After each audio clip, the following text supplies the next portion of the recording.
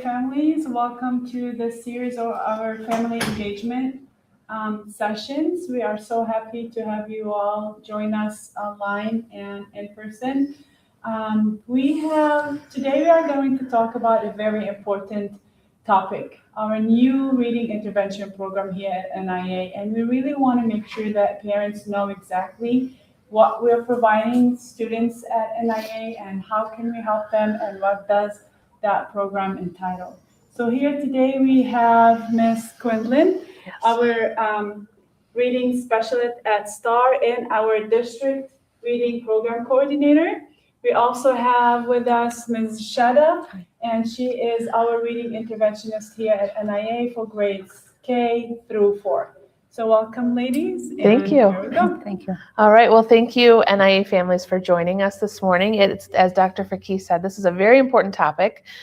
We all know how important reading is, how important living literacy-enriched lives is. So we are excited to share some really important parts about reading intervention and just the foundations of reading as a whole. So I know that you have at home, or on your screens, you should have a copy of our PowerPoint presentation so that you're able to follow along as well. So we're going to jump right in. So yes, today is called Unlocking Literacy, the Goals, the Benefits, and the Impact of Reading Intervention. So I'm going to go forward to what is reading intervention. So reading intervention is extra targeted support given to help a child become a stronger reader.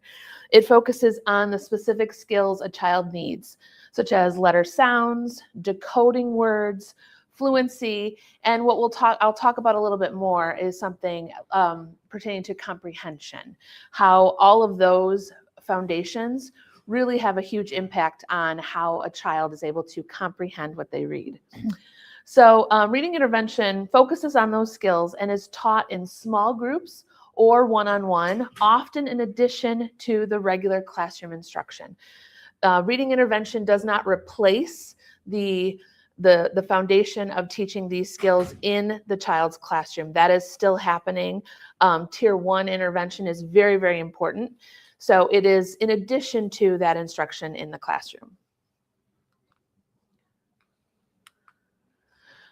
Reading intervention is not a label and doesn't mean a child can't read. I know a lot of times when I'm working with students, I'm sure Ms. Shadda has had these things happen as well. Sometimes children feel like if they're coming to reading intervention, that means they can't read. But I often tell all of my students, if you can read one word, you are a reader. If you can identify letters and make letter sounds, you are a reader. So reading intervention never means that a child can't read. Reading intervention is short-term and responsive. We want it to be short-term. The goal should never be that reading intervention is something that continues from grade to grade to grade.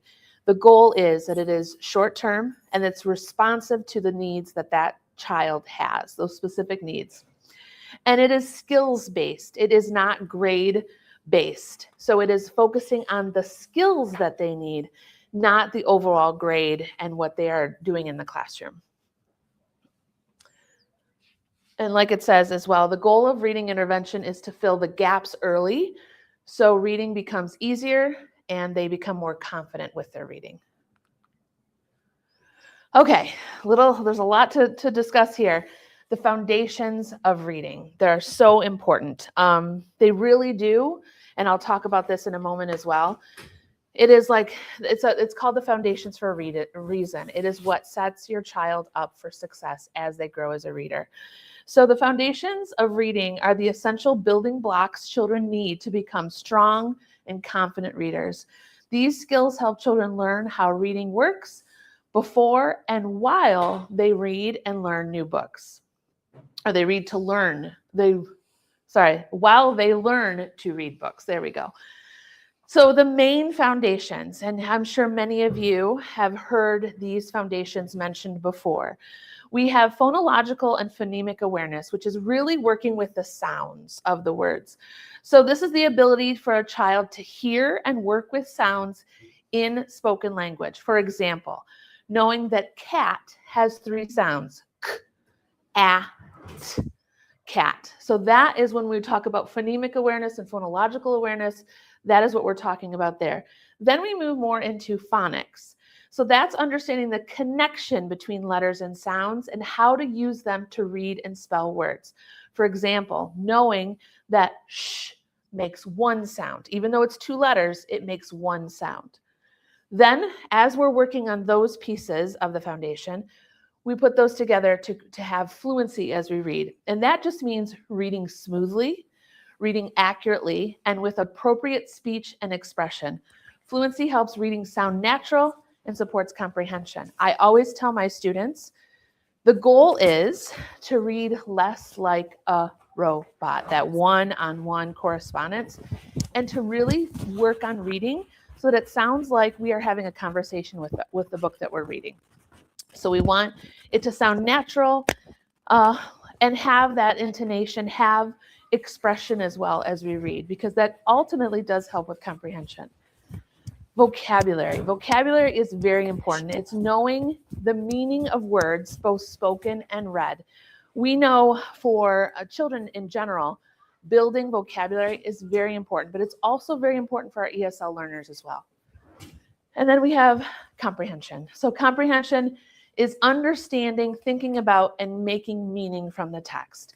One thing that we have learned in our studies about teaching reading is that oftentimes we'll sometimes have where we learn about a student and the thought is, well, they can read, but they really struggle with understanding what they read. And what the science is showing, what the research is showing, and that a lot of times if a student has a comprehension problem, there's somewhere in the foundations, whether it's phonological awareness, phonics, vocabulary, there's a gap somewhere in there that needs to be strengthened. So a lot of times a comprehension problem is really something else within these foundations that needs to be addressed. Why are the foundations of reading so important? Reading is like building a house. Phonics and sound skills are the foundation, fluency is the structure, and comprehension is what makes it all livable. So without a strong foundation, the other skills will not be able to thrive to their full potential. That's why sometimes when we have students that do qualify for reading intervention, I think, well, wait, you know, they're reading words pretty well, like what could be the issue? But when we find that they aren't putting together, they don't have a strong foundation, that's why they need to go back and revisit some of those skills to really make sure that everything is aligned. Okay, reading intervention, what are the benefits? Well, it provides personalized support, which is amazing for our kids when they have a chance to come and see an interventionist and get that personalized support. It helps catch small gaps early, which we know is the goal. It builds confidence and motivation. We often see as the year progresses with our students, they really do begin to build confidence as a reader. They love coming to intervention because they know they're getting the support that they need. It strengthens those foundational reading skills. It uses small groups or one-on-one instruction, which is amazing. It supports classroom learning. So when those students are starting to fill in those gaps of the support that they need, then it translates back into their classwork as well.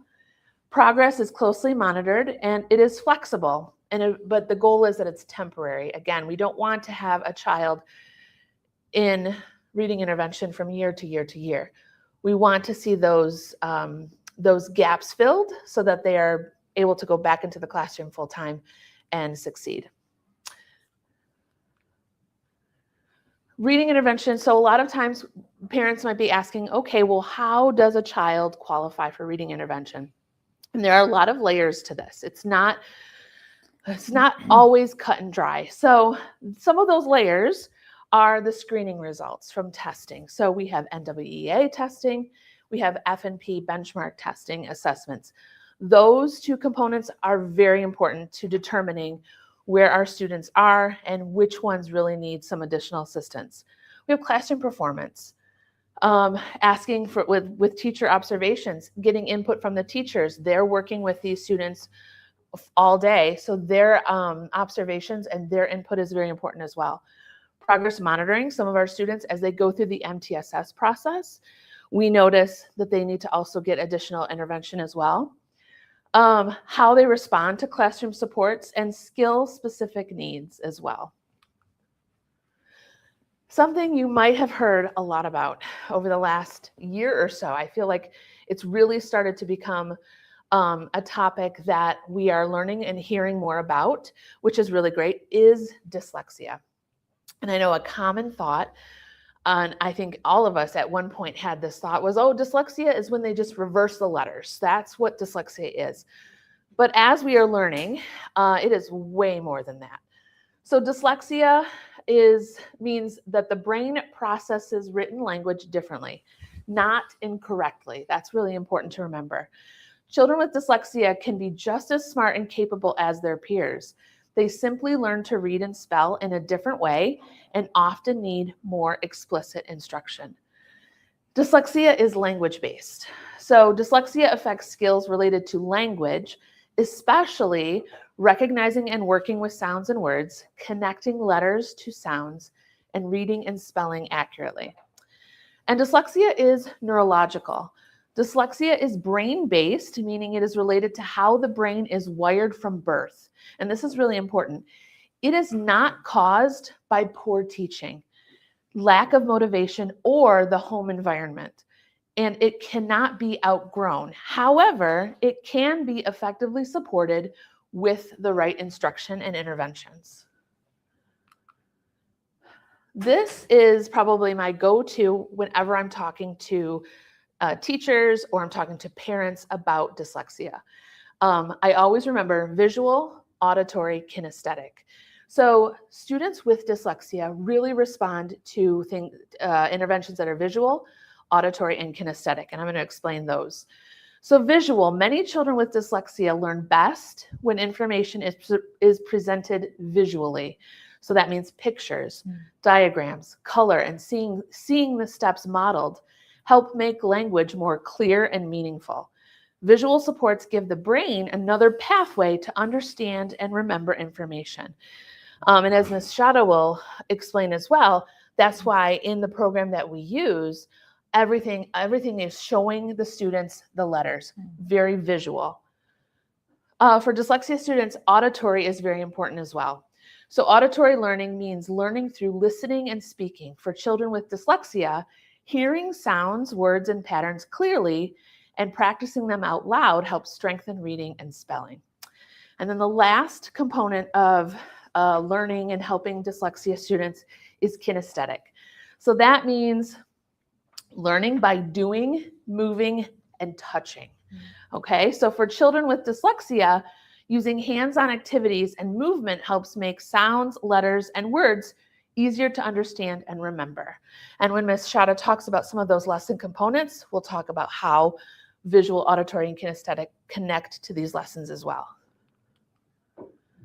Speaking of, so this year we are, as it has been recommended through the state of Michigan, they have started to recommend some programs that are science of reading, research-based top 10 programs to use. And one of those programs for intervention is UFly, which is based out of the University of Florida Literacy Institute. I believe it's Literacy Institute. And so we have begun to use that this year. We're learning through the program and finding ways to use it with our students. We're really liking it. And so let me give you a little bit of background knowledge about UFly.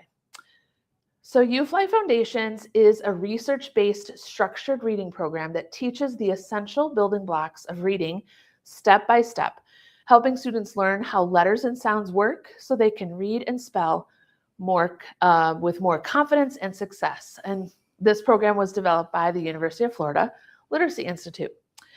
So how it works, detailed lesson plans walk teachers step by step through the reading foundations, or the reading fundamentals, excuse me. Each lesson follows an 8-step routine: phonemic awareness, blending sounds, introducing new concepts, word work, and reading text. So students get lots of structured, consistent practice. It is, and this is probably one of the most important parts of UFly, it is explicit, meaning that it meaning that the teachers explain the skills. Each skill that they go over, they explain it clearly and directly. There's not a lot of fluff. You get to the point of what you are learning, and it's systematic. So the skills are taught in a planned order, so students build on what they know. And that's one of the things that I personally love about this program, is the format is the same for every lesson. And we know, research shows that students, young learners, they thrive on consistency. So when they know every time they're coming to Ms. Shadda and they are going through this lesson, they know, oh, we're doing phonological awareness, and next we're doing the blending, and they know the procedure, and it really helps them to grow as readers. Okay, so now Ms. Shadda is going to dive into the actual structure of a UFly lesson. Okay, thank you, Ms. Quinlan. You're welcome. Hello, everybody. As of many of you know me, I'm Shadda, teaching reading interventionist, K through 4.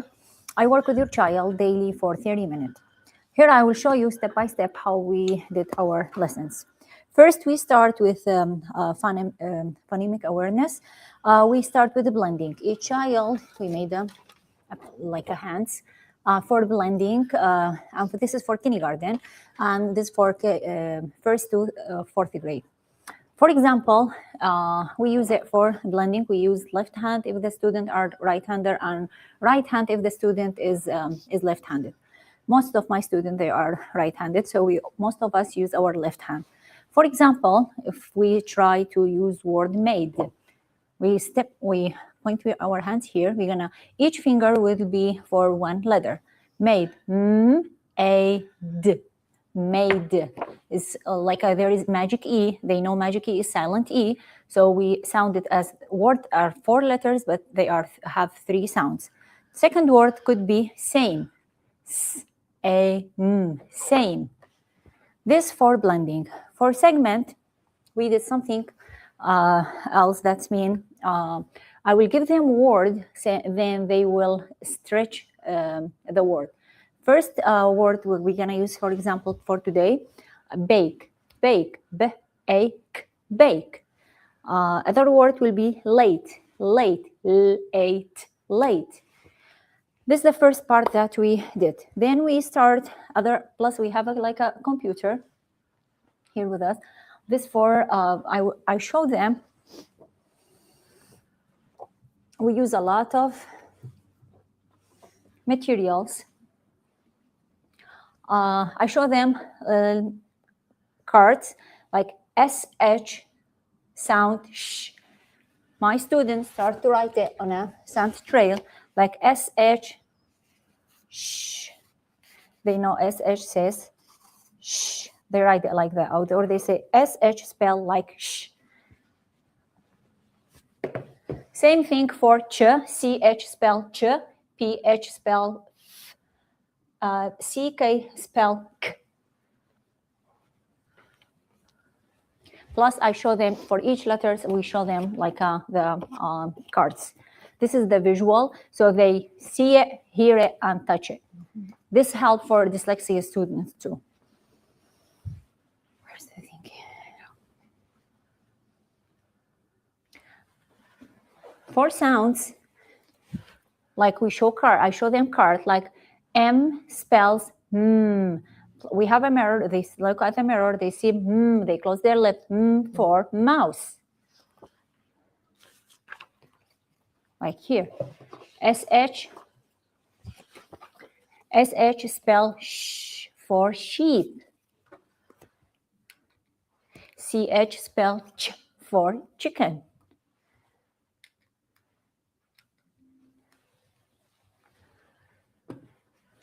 For blending to drill, for auditory drill, phonics, we explain it like a CH spell ch. K has a 3 sounds, or we have 3 letters sounds like k. C sounds k, K sounds k, and CK sounds like k. SH sound sh. We use all our cards, and they know it. Plus, we use our sound board. Sound trail, I mean. Like a sound trail, we use it for each of letters. Let's see. For the blending drill, I use whiteboard. Whiteboard, we use technology, but most of the time we use the whiteboard. Students love it more. They love to work on it, to touch it, to erase it, and it's like a more beneficial more than the technology. First word, first example, we have string. I write string in my board, and I ask my student to try to read it. They start to sound ing, sit, ring, sit, ring. So then I ask them, what happened towards string if we add sounds to the end? They start reading, sound it, then read it. Then the other thing, the other different, what happened if I take sound will be sting, sting. Or what happened towards string if I take the and add ing will be, or take the letter T and change it with will be sing.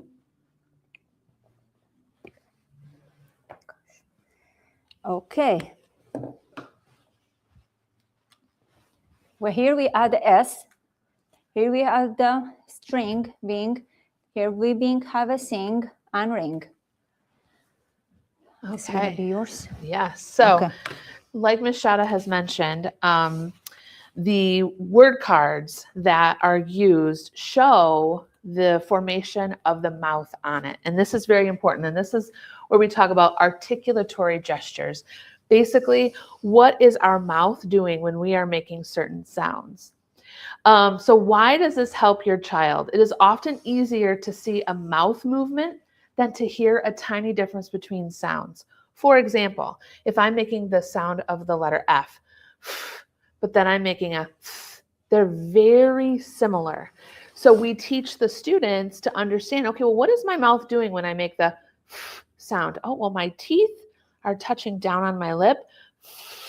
Where's the air going? But when I talk about the TH sound, oh, my tongue is going between my teeth this time. So some of the sounds in the English language can sound very similar and are really tricky for our younger learners, or our readers who are struggling a little bit more with their reading. So this is very important to help students understand what is our mouth doing, and those small understandings of what their mouth is doing can really help them when they're figuring out letters and sounds. Research shows that when kids focus on their mouth shape, it creates a stronger mental anchor for that sound, making it easier to figure out which letters go with it. And it helps with spelling. So if a child knows the physical recipe for a sound, they can feel their way through a word to figure out which letters to write. So what it looks like in practice. So the mouth map. Where is the tongue? Are the lips rounded or flat? And that's like what I mentioned when I was talking about the letter F and the letter TH. What is our mouth doing?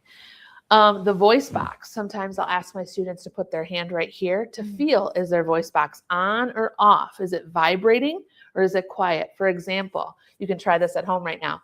Put your hand up to your neck and make the shh sound. SH, I don't feel any vibrating.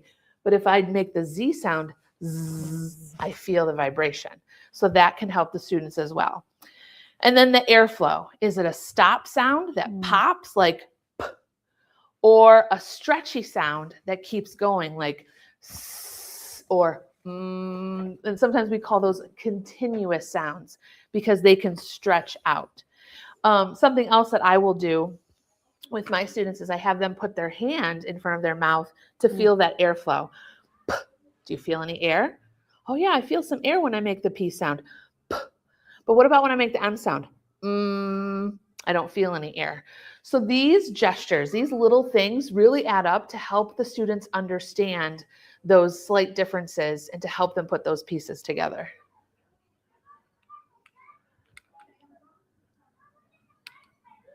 And like Ms. Shadda showed, and that you can see at home, these are our sound wall cards that we use with the students so that they can see these letters and sounds and see what the mouth is doing.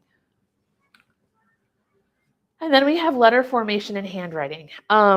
Sometimes it's a little forgotten. Not that we don't want our students to write neatly, and it's very important to understand what they're writing and be able to see the letters and have neat handwriting, but there's actually more connected to, the research shows that letter formation and handwriting actually does impact their ability to grow as a reader.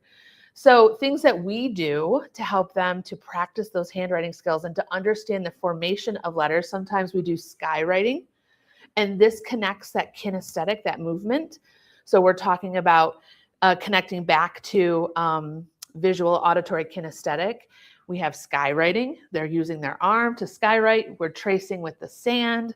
We have these gel bags where they can trace it and feel it with the gel. Dry erase boards and markers, pencil and paper, sometimes using Play-Doh is helpful. And something else I forgot to mention, since we're talking about visual, auditory, kinesthetic as it relates to dyslexic learners, something that the research shows is that even this visual, auditory, kinesthetic, it isn't just helpful for those students with dyslexia. It really is proven that it's helpful for all students. It's just so happens that with the research on dyslexia, these are definitely the pathways that truly help dyslexic learners, dyslexic readers, but it actually is helpful for all students. Okay, now Ms. Shadda is going to continue with the rest of the lesson. Yep. We use the couple words we have, we call it hard words or irregular words. What's that mean for the irregular words? We could have, like, for example, if you see this word is said, S-A-I-D, if there is anyone like a new learner or new to English, if they start to sound, the word will be Sayyid. It's look like Sayyid if you spell it, but it's not. It's said. So that's why there is a little heart under AI. This kind of word I teach my student, we have to know it by heart. We know S-A-I-D is meant said. So, and plus we do arm spell. So always we do S-A-I-D, said. Or we have could, C-O-U-L-D, could. Plus we have would, W-O-U-L-D, would. Every single day we repeat this kind of words so the student can know it by heart. Plus we have like all the, it's not, there is like a bunch of words, plus we have it, each lesson, we have specific words that we use it, but this is in general. I will show you we use card, we use arm spell, and they have to know it by heart. Can I add one little thing too?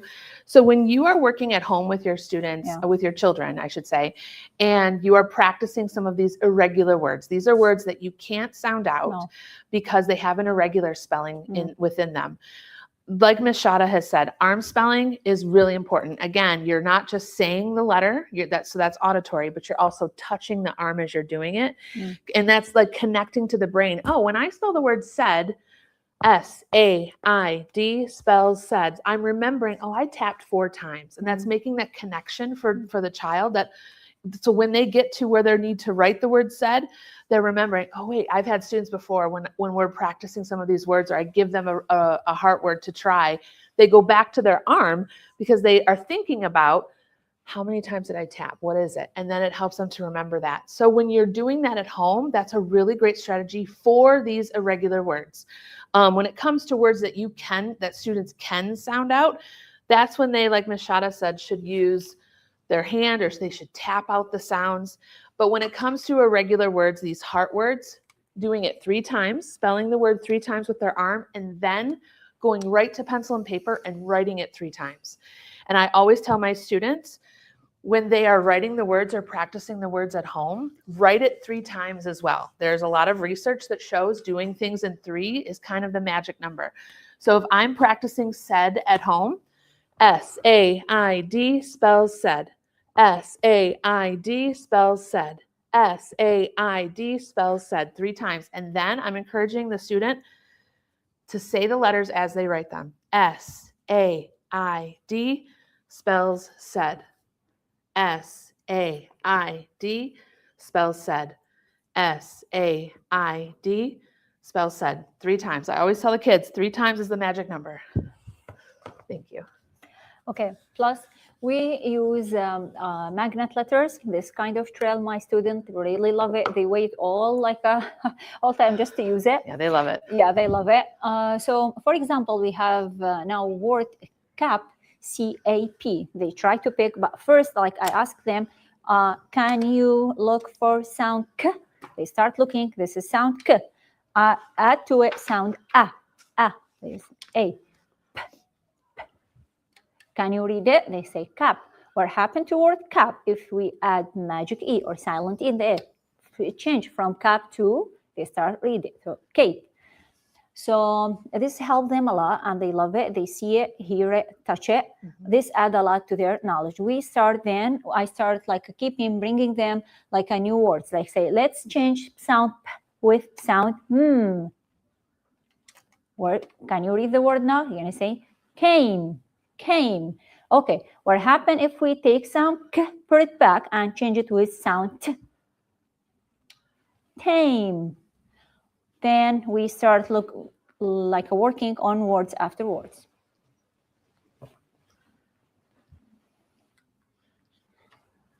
Me too. Yeah. Connecting text. We have connecting text here. After we did all the steps, we start to read. Each lesson, like for this lesson, I have here like a CVC words, consonant, vowel, consonant. I learned, plus I have, before, I don't want to forget about it. Oh, yeah. The vowels, the vowel sounds, we have A, E, I, O, U. They know we have 5 vowels in English, plus I show them like all the cards that belong to the pictures. They say A says A. I do it like this. A says A for apple. E says E for edge, for it. I says E for itch. O says octopus. U, for up.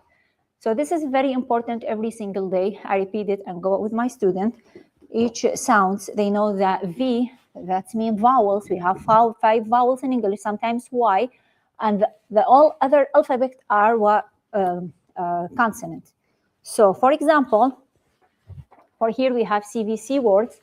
They start, I just add to it like guys, let's read it, then start to highlight any word that are CVC words. They start highlight or they start writing. For example, cat, k, at, C, V, C. They know C are consonant, A is vowel, T is consonant. They start writing C, V, C, or they just highlight the words. And it always, the connected practice, the reading connected text, it always, like Ms. Shadda said, it always connects back to the lesson that they have practiced. Yeah. And possibly it connects back to previous lessons too. Yeah. So it's never anything that's going to be beyond what they have already learned. It's not something that they haven't learned yet, I should say. It's always going to connect back to what they have been practicing. Yes. So each lesson, we have different words, different cards, different, same material, but with different words, different sounds. Can I do mine now?